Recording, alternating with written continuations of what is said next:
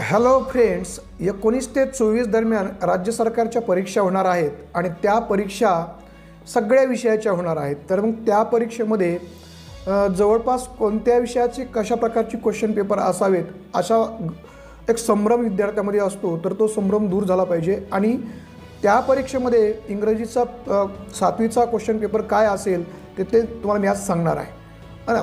कोणते प्रश्न असतील, कोणते पॅराग्राफ असतील, ते सगळ्या गोष्टी मी तुम्हाला सांगणार आहे, म्हणून कुठेही जाऊ नका। आणि हा द्वितीय सत्राचा पेपर आहे आणि हा जवळपास 50 मार्काचा पेपर आहे। तर बघूया 7वीचा इंग्लिशचा हा पेपर आहे, सेकंड टर्मचा, द्वितीय सत्राचा। तर बघूया आपण या ठिकाणी।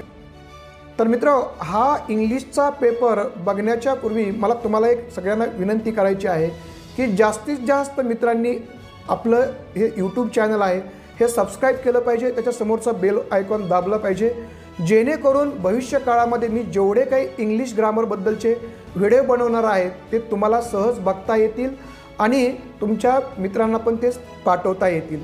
दुसरी गोष्ट म्हणजे मला तुम्हाला सांगायची की आपला इंग्लिश स्पीकिंगचा पण कोर्स असतो। जर तुम्हाला त्याच्याबद्दल आणि इंग्लिश ग्रामरबद्दल कोणतीही माहिती हवी असेल किंवा जर तुम्हाला हा पेपर जर पाहिजे असेल तर तुम्ही आपल्या व्हॉट्सअपच्या ग्रुपमध्ये या। आपल्या व्हॉट्सअपची ग्रुप मी या ठिकाणी डिस्क्रिप्शन बॉक्समध्ये आणि कॉमेंट बॉक्समध्ये टाकलेली आहे।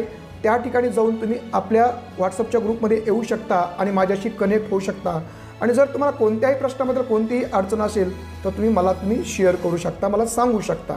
तर मग कुठेही जाऊ नका, तुम्ही लवकरात लवकर आपल्या व्हॉट्सअपच्या डिस्क्रिप्शन बॉक्समध्ये जाऊन कॉमेंट बॉक्समध्ये जाऊन आपल्या व्हॉट्सअपच्या ग्रुपमध्ये जॉईन करू शकता। तर बघूया आपला हा पेपर नेमका कसा आहे, त्या ठिकाणी कशा प्रकारचा पेपर आहे। तर तुम्हाला माहीत आहे की क्वेश्चन ए हा या पेपरमध्ये पॅराग्राफबद्दल असतो आणि त्या ठिकाणी एक पॅराग्राफ येतो, तो 8 मार्काचा असतो। हा पूर्ण पॅराग्राफ वाचायचा असतो आणि त्याच्यावर हे 3 प्रश्न जे की 2-2 1 मार्काचे असतात। तिसरा प्रश्न 2 मार्काचा असतो, चौथा प्रश्न 2 मार्काचा असतो आणि 5वा प्रश्न पण 2 मार्काचा असतो, आहे ना। तर याची उत्तरं द्यायची असतात। तुम्हाला दिसतं या ठिकाणी द गार्डन जे आहे, जायंट्स गार्डन, त्या लेसन, तो जो पार्ट आहे इंग्लिशमधला, त्याच्यावर हा या ठिकाणचा पॅराग्राफ आहे। तर मला असं वाटतं हा पॅराग्राफ तुम्ही सविस्तर वाचा आणि याची उत्तरं तुम्ही सविस्तर देऊ शकता की who came back one day. तर तुम्हाला माहीत आहे giant come back one day, what did the giant see. तर हा जर पॅराग्राफ वाचला तर तुम्हाला सहज याचं उत्तर या ठिकाणी भेटणार आहे। इथं बघा या ठिकाणचा जो प्रश्न आहे याचे डिस्क्रायबिंग वर्ड्स वापरायचे, म्हणजे याचे ॲडजेक्टिव्ह वापरायचे। फ्लावरचं ॲडजेक्टिव्ह वापरायचं आहे, the birds sat on the trees, add question tag वापरायचा आहे, डिडंट दे अशा प्रकारचा ॲड क्वेश्चन टॅग त्याचा होईल। त्यानंतर इथं तुम्हाला स्वतःचा हा पॅराग्राफ वाचून स्वतःचं उत्तर या ठिकाणी तयार करायचं आहे। दुसरा पॅराग्राफ तुम्हाला दिसतोय शेरलॉक होम्सबद्दलचा आहे, हा पण पूर्ण पॅराग्राफ वाचायचा आहे। त्याच्यावरचे जे प्रश्न आहेत, हू वॉज कन्व्हर्सिंग विथ व्हिजिटर, तर त्याला 1 मार्क आहे। What was the name of visitor, त्याला 1 मार्क आहे। हाऊ वॉज व्हिजिटर कसा आहे तो डिस्क्राईब करायचा आहे, त्याला पण 1 मार्क आहे। त्यानंतर इथं पण आपल्याला काही ग्रामरचे प्रश्न आहेत की ज्याच्यामध्ये सांगितलं आहे ही began by showing us an advertisement, यातला past tense underline the past tense of begin. तर हा बिगॅन पास्ट टेन्स आहे, तुम्हाला माहीत आहे। Write 4 nouns from the passage, या पॅसेजमधले जॅवेज Wilson, pawn broker, Sherlock Holmes अशी 4 तुम्ही नाउन्स या ठिकाणी लिहू शकता। ओके, डिस्क्रायबिंग वर्ड्स पॅसेजमधले काढायचे या ठिकाणी। तर डिस्क्रायबिंग वर्ड्स म्हणजे ॲडजेक्टिव्ह, या ठिकाणचे तुम्हाला ॲडजेक्टिव्ह पॅराग्राफमधून काढायचे। ओके, तर हा झाला सेकंड पॅसेज। आता तिसरी एक पोएम आलेली, तिसऱ्या क्वेश्चनमध्ये पोएम आलेली, स्लीप बेबी स्लीप नावाची पोएम आलेली आहे, तिच्यावर प्रश्न आहेत। तर तुम्ही तिचे प्रश्न पण लिहू शकता। Whom will you give the ship, तर तुम्ही शिप कुणाला देणार आहेत, तर आपल्याला माहिती आहे की बेबीला शिप देणार। Who was speaking in the poem, कोण बोलतं या पोएममध्ये, you know that mother is speaking in that poem. What will angry dog do, जर कुत्रा रागवला तर काय करल, या ठिकाणी सांगितलं आहे कुत्रा रागवला तर काय करल। तर पोएम जर वाचली तर तुम्हाला लक्षात येईल की कुत्रा जर रागवला तर काय करल। 1 minute. Okay, write rhyming words पण लिहा, 2 लिहिले तरी चालतं आहे। इथं स्लीप बेबी स्लीप आणि शीप तुम्ही लिहू शकता। नंतर बी आणि दी लिहू शकता। ओके. आणि इथं परत स्लीप आणि शिप आहे हे तुम्ही रायमिंग वर्ड्स लिहू शकता. ओके, झाला हा पोएमचा पण प्रश्न झाला. आता आपण बघूया राईट ऑपोजिट वर्ड्स बिग. बिगचा ऑपोजिट वर्ड्स पोएममध्ये स्मॉल असेल किंवा लिटल असेल तर दोन्हीपैकी तुम्ही एक लिहू शकता. ओके, आता क्वेश्चन नंबर 4 आहे डू ॲज डायरेक्टेड. हा 15 मार्कासाठी आहे आणि 15 मार्काचा प्रश्न या ठिकाणी तुम्हाला याची उत्तरं या ठिकाणी लिहायची आहेत. 15 मार्काच्या प्रश्नाची उत्तरं. आणि माझं रेकॉर्डिंग चालू आहे, तुमचं काय? मग आता बंद करू का?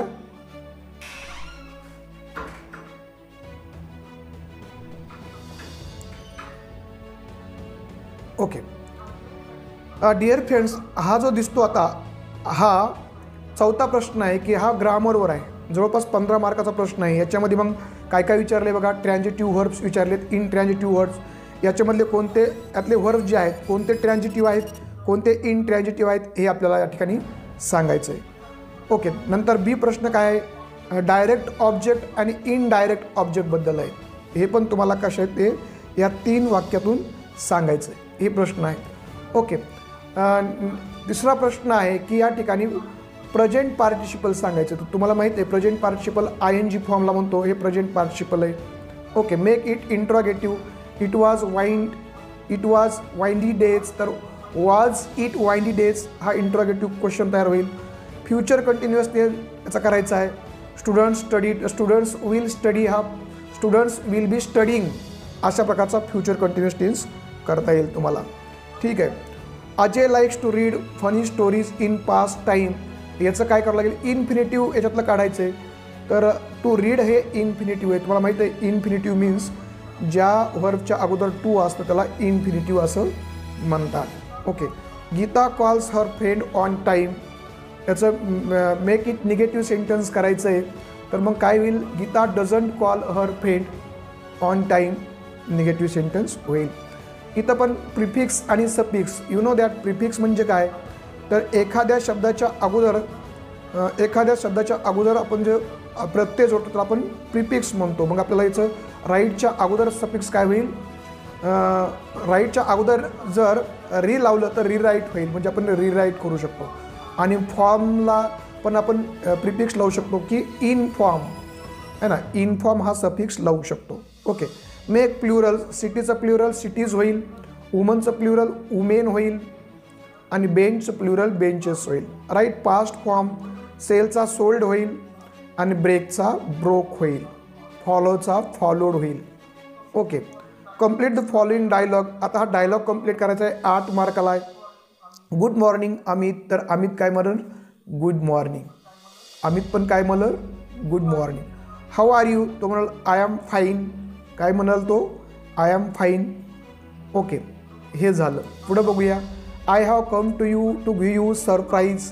Wow, please let me know about. I can't hold on my patience. Today is my 13th birthday. इथं काय लिहायचं बर्थडे लिहायचं. On this occasion I have arranged a party. इथं आपल्याला काय लिहायचं party.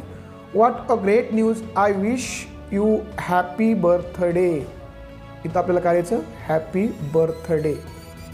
Okay, thank you but you must come to party. You must come to the party इथं लिहावं लागेल.